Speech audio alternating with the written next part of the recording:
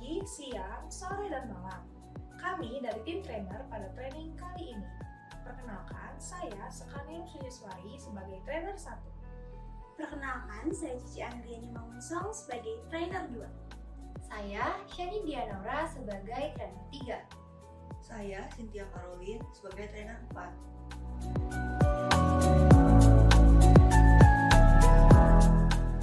4. Sebelum kita masuk pada materi, ada beberapa tata tertib yang harus teman-teman semua perhatikan. Yang pertama, carilah ruangan kondusif dan atur posisi duduk yang nyaman, agar teman-teman dapat fokus menyimak materi yang akan disampaikan. Kedua, pastikan jaringan yang teman-teman gunakan stabil. Kemudian, siapkan juga air minum. Dan yang terakhir, simaklah video hingga akhir. Jangan sampai di-skip ya teman-teman. Pada training kali ini, kita akan membahas mengenai pengertian motivasi belajar, jenis motivasi, faktor yang mempengaruhi motivasi belajar, peranan motivasi dalam belajar, dan cara meningkatkan motivasi belajar. Yuk semua kameranya dinyalain yuk. Sekar, on cam Sekar. Aduh, apa sih? Disuruh on cam terus? Mau masuk kelas aja udah untung. Dari fenomena tersebut, apakah yang teman-teman lihat? Ya, kita dapat melihat bahwa siswa tersebut menunjukkan perilaku yang kurang baik, seperti tidak menyalakan kamera saat pembelajaran berlangsung, tidak mendengarkan guru yang sedang menjelaskan dengan bermain sosial media, yaitu TikTok. Apakah teman-teman pernah mengalami hal tersebut? Nah, jika pernah, mungkin teman-teman memiliki motivasi belajar yang rendah. Nah, sebelumnya apa sih motivasi belajar itu? Teman-teman boleh menuliskan jawabannya di kolom komentar ya.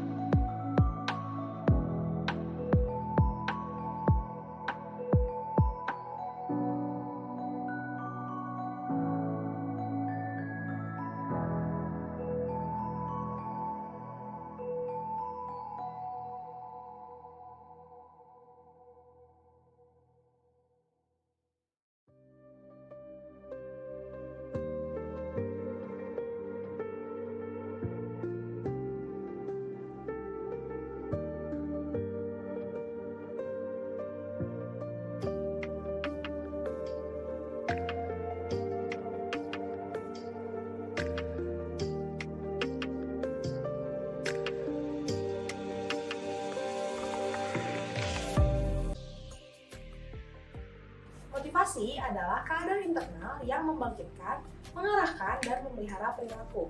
Sementara motivasi belajar adalah kecenderungan siswa untuk menemukan kegiatan akademik yang bermakna dan bermanfaat serta mencoba untuk memperoleh manfaat akademik yang dimaksudkan dari kegiatan tersebut.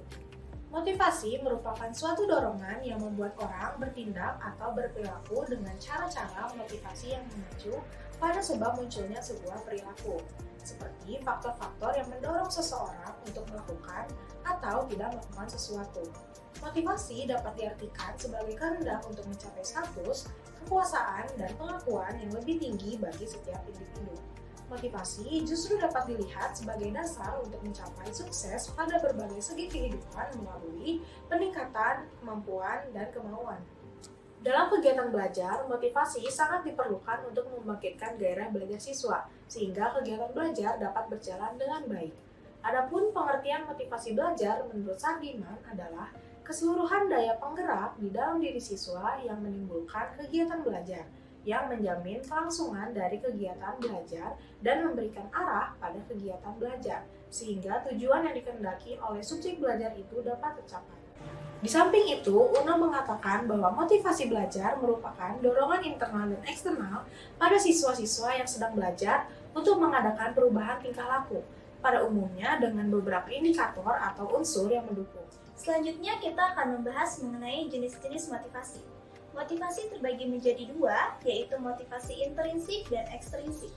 Motivasi intrinsik merupakan kecenderungan individu untuk mencari dan menaklukkan tantangan untuk mencapai tujuan serta melatih kemampuan diri. Motivasi intrinsik tidak membutuhkan intensif ataupun hukuman karena individu merasa dengan belajar dapat memuaskannya dan memberikan manfaat. Sedangkan motivasi ekstrinsik merupakan keinginan untuk mendapatkan pujian, reward, atau menghindari hukuman. Individu yang termotivasi secara ekstrinsik hanya akan belajar meskipun sebenarnya tidak tertarik untuk belajar atau karena dipengaruhi oleh orang lain. Motivasi ekstrinsik mengacu pada berbagai perilaku yang berkaitan dengan seseorang atau sarana-prasarana dan bukan karena diri sendiri untuk mencapai suatu tujuan. Motivasi ekstrinsik mengacu pada sesuatu yang berasal dari luar diri dan terpisah dari perilaku seseorang.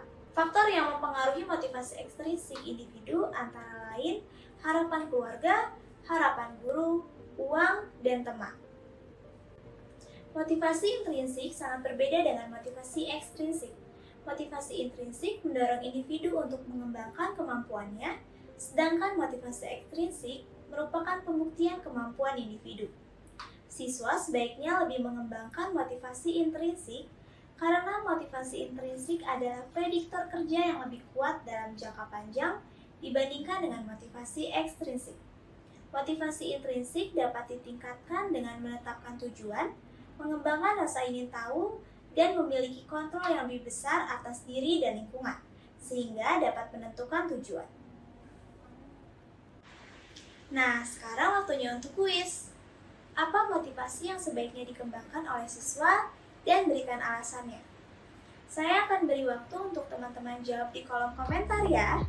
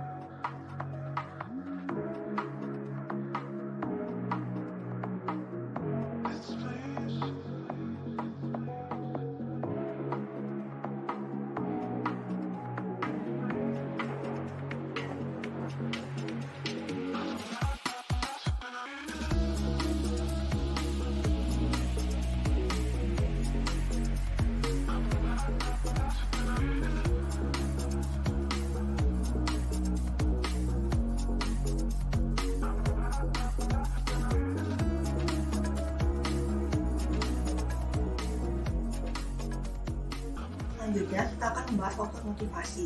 Yang pertama, faktor motivasi intrinsik. Faktor-faktor yang mempengaruhi motivasi belajar yang berasal dari siswa itu sendiri atau intrinsik adalah yang pertama, minat. Minat adalah suatu rasa suka dan rasa keterikatan pada suatu hal atau aktivitas tanpa ada yang menyuruh. Yang kedua, adanya kebutuhan. Pada hakikatnya, semua tindakan yang dilakukan manusia adalah untuk memenuhi kebutuhannya.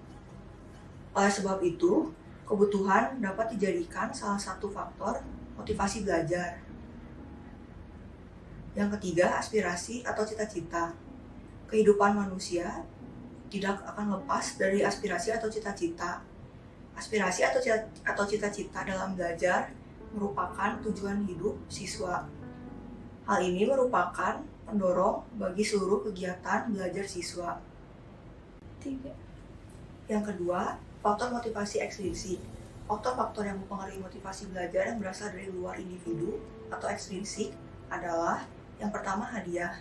Hadiah adalah alat pendidikan represif yang bersifat positif. Hadiah diberikan kepada siswa yang telah menunjukkan hasil-hasil baik dalam pendidikannya, kerajinannya, maupun prestasi belajarnya. Yang kedua, hukuman. Hukuman adalah alat pendidikan yang tidak menyenangkan dan bersifat negatif, namun dapat juga menjadi alat untuk mendorong siswa agar giat belajar. Yang ketiga, persaingan atau kompetisi. Persaingan baik individu maupun kelompok dapat meningkatkan motivasi belajar. Dengan adanya persaingan, seseorang secara otomatis akan lebih giat belajar agar tidak kalah saing dengan teman-temannya yang lain. Akan tetapi, persaingan tersebut adalah ke arah positif dan sehat, yakni untuk meningkatkan hasil belajar. Yang keempat, peran orang tua. Lingkungan keluarga sangat berpengaruh terhadap keberhasilan belajar siswa. Kemampuan orang tua untuk mendidik, berkomunikasi dengan baik, penuh perhatian terhadap anak, tahu kebutuhan dan kesulitan yang dihadapi anak, dan mampu menciptakan hubungan baik dengan anak-anaknya akan berpengaruh besar terhadap keinginan anak untuk belajar atau sebaliknya. Yang kelima, guru. Peran pendidik adalah membangkitkan motivasi. Kreativitas serta aktivitas pendidik harus mampu menjadi inspirasi bagi para siswa sehingga siswa akan lebih termotivasi untuk belajar, berkarya, dan berkreasi sesuai dengan minat yang dimilikinya. Sebelum masuk ke materi selanjutnya, silahkan teman-teman beristirahat dahulu. Teman-teman boleh minum, ke toilet, ataupun meregangkan badan sebentar.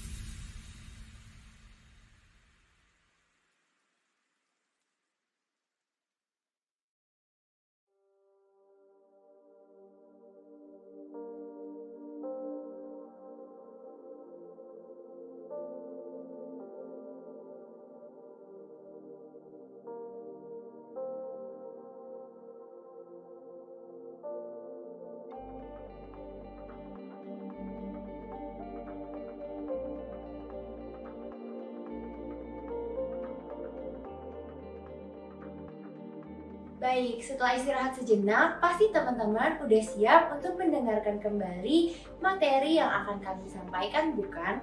Sebelum kita lanjut, teman-teman semua sudah pada tahu belum? Kenapa sih motivasi belajar itu merupakan suatu hal yang penting? Ternyata karena motivasi belajar itu memiliki banyak peranan, khususnya dalam proses pembelajaran. Di antaranya, yang pertama, motivasi dapat berperan sebagai penggerak atau pendorong dalam kegiatan pembelajaran. Individu melakukan aktivitas belajar karena ada yang mendorongnya. Maka, di sini motivasilah sebagai dasar penggeraknya yang mendorong seorang individu untuk belajar agar tujuan yang dikehendaki dapat tercapai. Baik yang berasal dari dalam dirinya atau internal, maupun dari luar diri individu tersebut atau eksternal.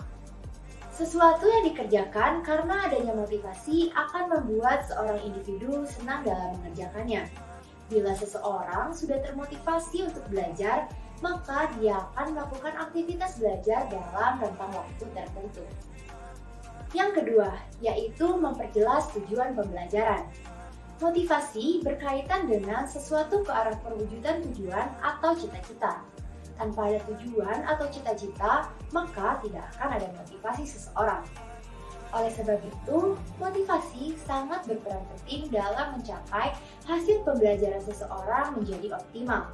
Dengan demikian, motivasi dapat memberikan arah dan kegiatan bagi seseorang yang harus dikerjakan sesuai dengan tujuan tersebut. Semakin jelas tujuan yang dimiliki individu, maka semakin jelas pula jalan yang harus mereka tempuh. Yang ketiga, motivasi menyeleksi arah perbuatan. Menurut Ngalim Purwanto, pada tahun 2002 menjelaskan bahwa seseorang yang memiliki motivasi dapat menyeleksi atau menentukan perbuatan-perbuatan mana yang harus dilakukan guna mencapai tujuan yang mereka inginkan. Dan juga mampu untuk menyampingkan perbuatan yang dirasa tidak berguna untuk mencapai tujuannya. Dan yang keempat, motivasi dapat memupuk optimisme dalam belajar. Menurut Rahma, pada tahun 2002, seseorang yang mempunyai motivasi dalam belajar selalu yakin dapat menyelesaikan setiap pekerjaannya. Ia akan yakin bahwa belajar bukan merupakan kegiatan yang sia-sia. Namun, seorang individu akan percaya bahwa hasil dari belajar akan berguna tidak hanya untuk masa kini, tetapi juga di masa yang akan mendatang. Sebelum kita melanjutkan pada materi berikutnya, mari kita sama-sama menyimak video berikut. Sekarang, teman-teman dapat menyaksikan video terlebih dahulu melalui link yang telah kami sediakan pada description box. Mohon maaf, kami tidak dapat menampilkan videonya secara langsung dikarenakan berhubungan dengan hak cipta. Selamat menyaksikan. Dalam perjalanan mencapai tujuannya, burung kecil harus belajar untuk dapat mengambil makanannya sendiri. Burung kecil tersebut tentunya mengalami banyak tantangan selama prosesnya. Namun, ia tetap bersemangat dan masih berpegang teguh pada tujuan yang ingin ia dapatkan atau capai. Maka dari itu, ada hal yang mendorongnya agar ia berusaha semaksimal mungkin hingga pada akhirnya ia dapat mencapai tujuannya tersebut. Tujuan kami menayangkan video tersebut agar teman-teman dapat mengidentifikasi bahwa motivasi belajar merupakan faktor psikis yang bersifat non-intelektual. Perannya yang khas adalah untuk penumbuhan gairah merasa senang dan semangat untuk melakukan kegiatan belajar. Banyak riset yang membuktikan bahwa tingginya motivasi dalam belajar berhubungan dengan tingginya prestasi belajar. Seseorang yang memiliki motivasi tinggi, maka mereka akan dapat mencapai tujuan yang ia miliki serta memperoleh prestasi dalam hasil belajarnya. Maka, dengan demikian, motivasi belajar merupakan salah satu dari faktor-faktor psikologis yang turut memberikan kontribusi terhadap upaya pencapaian hasil belajar. Jadi, motivasi belajar adalah kecenderungan siswa untuk menemukan kegiatan akademik yang bermakna dan bermanfaat, serta mencoba untuk memperoleh manfaat akademik yang dimaksudkan dari kegiatan tersebut. Terdapat faktor-faktor yang mempengaruhi motivasi belajar seperti faktor intrinsik dan faktor ekstrinsik. Motivasi juga terbagi menjadi dua jenis, yaitu motivasi intrinsik dan motivasi ekstrinsik. Siswa sebaiknya lebih mengembangkan motivasi intrinsik. Kemudian, terdapat 5 peran motivasi belajar, yaitu sebagai motor penggerak atau pendorong kegiatan pembelajaran, memperjelas tujuan pembelajaran, menyeleksi arah pembuatan, memupuk optimisme dalam belajar, dan menciptakan gairah kerja.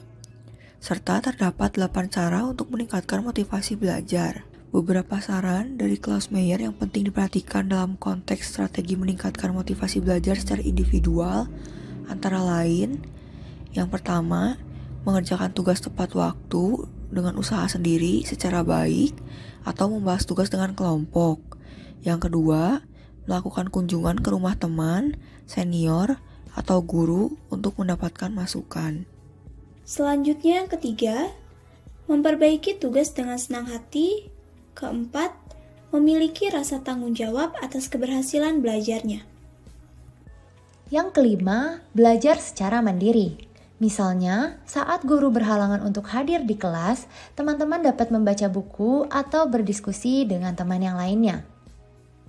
Yang keenam, melakukan kegiatan secara produktif untuk mengembangkan pengetahuan dan keterampilan. Yang ketujuh, membangun atau mempertahankan hubungan yang harmonis dengan guru, staf sekolah, dan siswa-siswi lain. Lalu yang terakhir, berani mengemukakan pendapat dalam proses pembelajaran di kelas. Sekian sesi training kita pada hari ini. Terima kasih telah menyaksikan video ini hingga akhir. Sampai jumpa di training hari kedua.